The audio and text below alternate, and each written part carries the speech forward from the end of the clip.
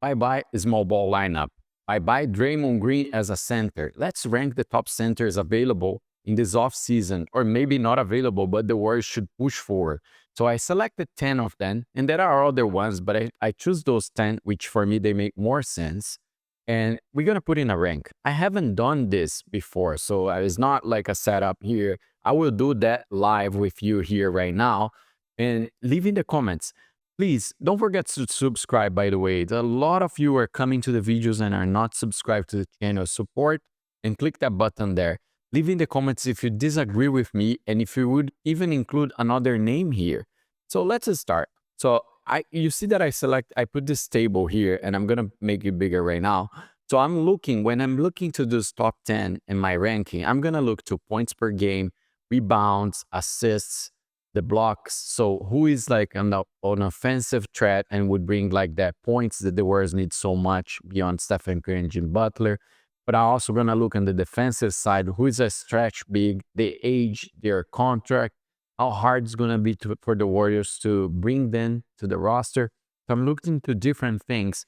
And I'll leave this table here while we do the ranking as well and smaller, and you can follow that. So let's start with Al Horford, right? He's a free agent. He's coming from the Boston Celtics that we expect we'll have a lot of chance. And Al Horford is that kind of center that will bring, he's not the taller one here in this ranking, but he would bring experience. He would bring that reliable guy that is always available. I think like he's the one that has played most amount of games. So if you look to the list, last season he actually had an injury, but he's usually very available. He played 65 games.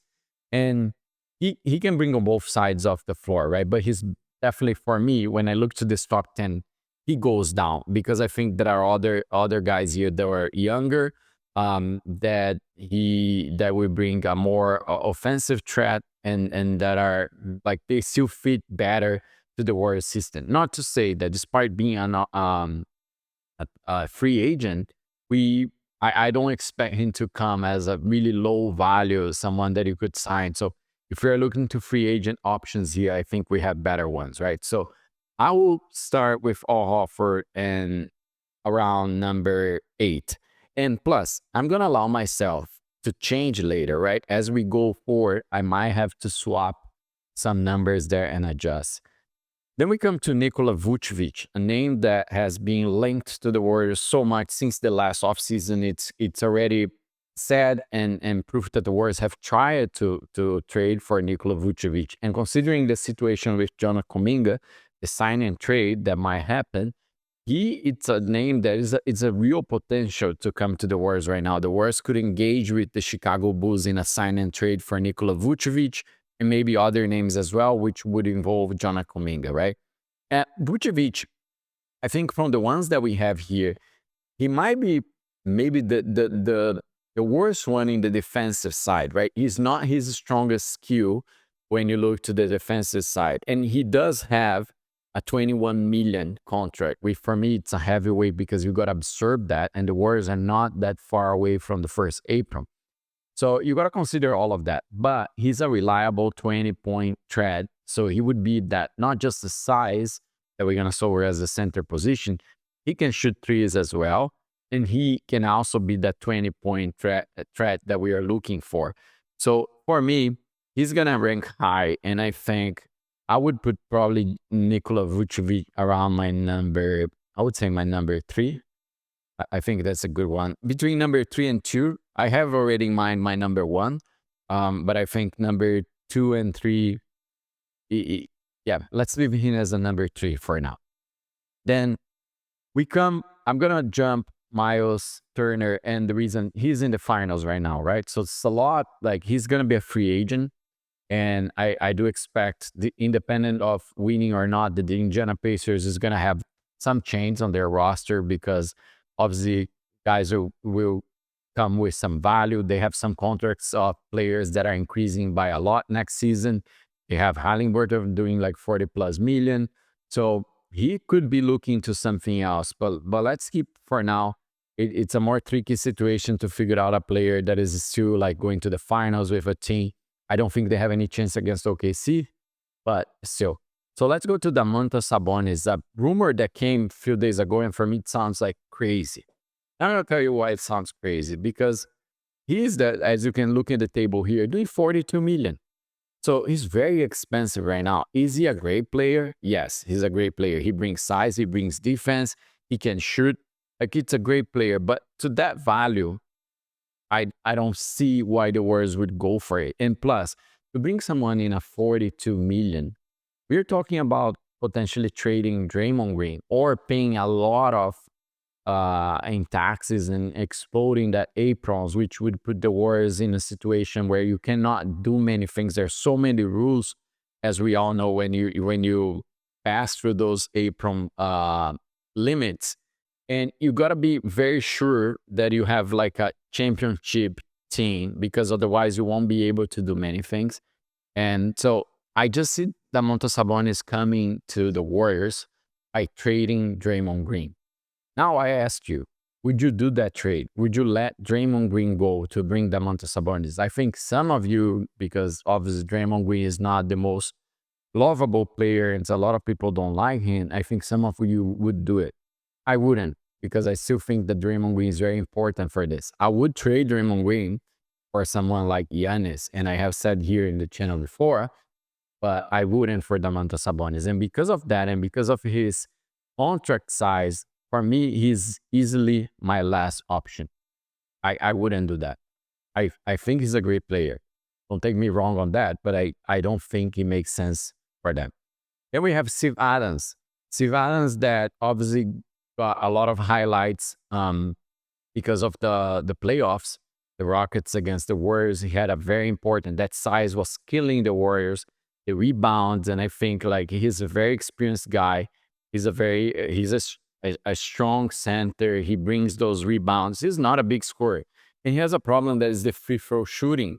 So I think like despite like all the feelings and I think like the last image that all the fans get, they get very, very emotional about it. And that's why so many people were asking about Steve Adams. He's going to be a free agent, but I don't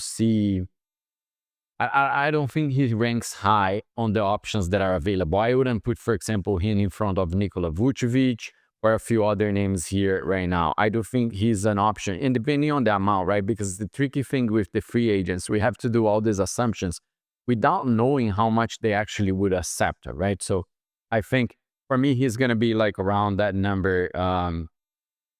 Probably my number is 6. Let's see. Let's see how it goes. And then Kevon Looney. So I included Kevon Looney here because obviously he has been with the Warriors. He's a center. He was important in that 2022 championship. He is actually the same, like we talk about bringing size to the Warriors. But for example, he's the same height than Al Horford, right? That is also here in the list. So I still kept him here because obviously the Warriors, he has expressed he wants to be a Warriors for life. He has been 10 years with the Golden State Warriors. So Kevon Looney is an option as well. And the Warriors could just keep the guy, bring him back, and give a little bit more space for Tracy Jackson, Quinton Pulse if they're still in the roster, and invest that cap space, that money in another position. So it is an option that the Warriors might keep around. I think it's unlikely, but yeah, it could happen. So for me, it doesn't make sense, right? I don't think it solved the problem, and that's why I'm gonna rank Kevon Looney really low, because I think we just stay as we are. We don't solve the center size problem that we're talking about here in this video. And for me, he's my number 9.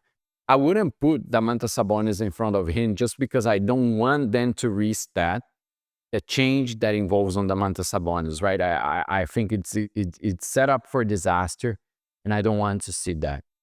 So Kevon Looney, my number 9, I think it's fair enough for what he brings, for the history that he has. But again, low ranking, I wouldn't do that, and I don't want the Warriors to keep that way. Then we have Jarrett Allen, 20 million. The Cleveland Cavaliers have said that they might explore options for Jarrett Allen. He's a very big center there. I think actually his size is here wrong in this table. I apologize, but I don't think he's a 6'9". At least doesn't look like. And he brings that size. He can run the floor. Obviously, like he brings those 13 points. He was he in the Cavaliers. He had the thing that him and Evan Mobley, they were like exchanging a lot of that position as well. but he's also a good option, and he's definitely a great rebounder, right? Almost 10 rebounds per game, 77 games, so very reliable as well. The problem is absorbing those 20 million. So if the Warriors are trading for him, they would have to explore a sign and trade problem for Jonah Kuminga. Then it's like, is the Cavaliers willing? Are they interested in Jonah Kuminga fitting somehow their roster? So it's also a little bit of the unlikeness of that happening. But I do like the option that he brings to the table, right? So I'm gonna put him here as my number. I would say because of the contract, because of the 20 million, I would put him behind Steven Adams. And yeah, it's tricky because again, you don't know how much the Warriors would take to sign Steven Adams. But I would rather bring in that guy that can bring the rebound and invest in like a small forward, someone that can score those 20 points, but having like a guy like Adams, the size for situations where you need this, right? Because again, my point of view, we want to finish with the small ball lineup.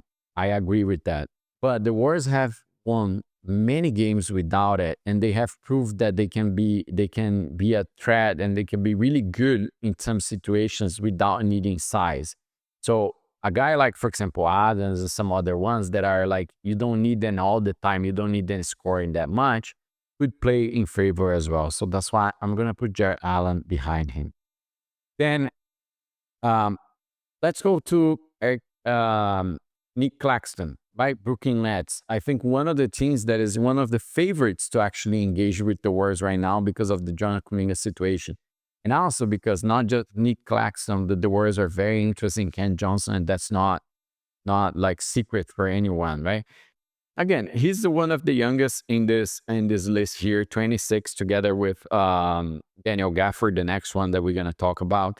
He brings size, he can run the floor, he can bring this 10 points per game. Like he still brings something good, more than Looney, more than Tracy Jackson, like in an average. But he has faced some issues with injury over the past season, so there's that risk, and that's something that I want to consider. And there's a 25 million to absorb. What is the advantage with Claxton? It's the age, right? I think you have more time. He's going to be there for longer. You can rely more on that. He's also a great rebounder, like 7.6. So yeah, I think now I'm thinking here, like, should I fit him before or after Steven Adams because of the games? Adams also had like injured this season. Um, let's see. I'm gonna put Nic Claxton as my number 5. I think he can fit here as well. He's a good player. It's and also because if the Warriors engage for Claxton, it might open some room like or some situations where they could go for Ken Johnson as well, but it's tricky, right? So yeah, maybe number 5. But again, more interest in that top 4 there, I think is what the Warriors should go for. So let's go for Myles Turner. Gonna come back here. So we have Myles Turner, Daniel Gaffer, and Brook Lopez. And I have done a video in the channel, by the way, about Brook Lopez because he's a free agent, has been linked with the Warriors, and I do like that possibility, right? So when we look to Myles Turner, for me, he's clear my number 1. Does it take a lot to bring him? For sure, I think it does. But he brings defense. He can shoot. He has been right now in the finals. Like again, I don't think they have a chance to beat OKC, but he's already gonna bring that experience. So, and he's gonna be a free agent. I do think he's 29 years old, so he's already in that like not too young, not too old. I think it's a good and it's a great opportunity. Challenge how much this guy is going to be valuable right now in the market, right? Especially going to the finals, what he brings to that. He has been linked to the Warriors before, but it takes a lot to bring him. And maybe it would take to about bringing, trading Draymond Green or a lot of assets, but the Warriors could pull it. And if they do, I think it's worth it. I think he brings like a very reliable third guy to pair with Stephen Curry and Jim Butler. And then Daniel Gafford. Daniel Gafford, for me, it has been some rumors in the Dallas. If you follow, for whatever reason, the Dallas news, the Dallas Mavericks, I do think they might explore trading for Daniel Gafford because of his contract situation there. He's a young guy, 26. 14 million, so a very affordable contract right now. He had faced some injury problems, and that's a risk that the Warriors would take. But he's young, he brings size, he can score, he's a good rebounder. So I do like that, and I like the opportunity to work with the roster for an extended period of time and then explore and learn and fit in the rotation. So for me, he's my number two. I think for the age, because of the contract. The contract for me weights very much.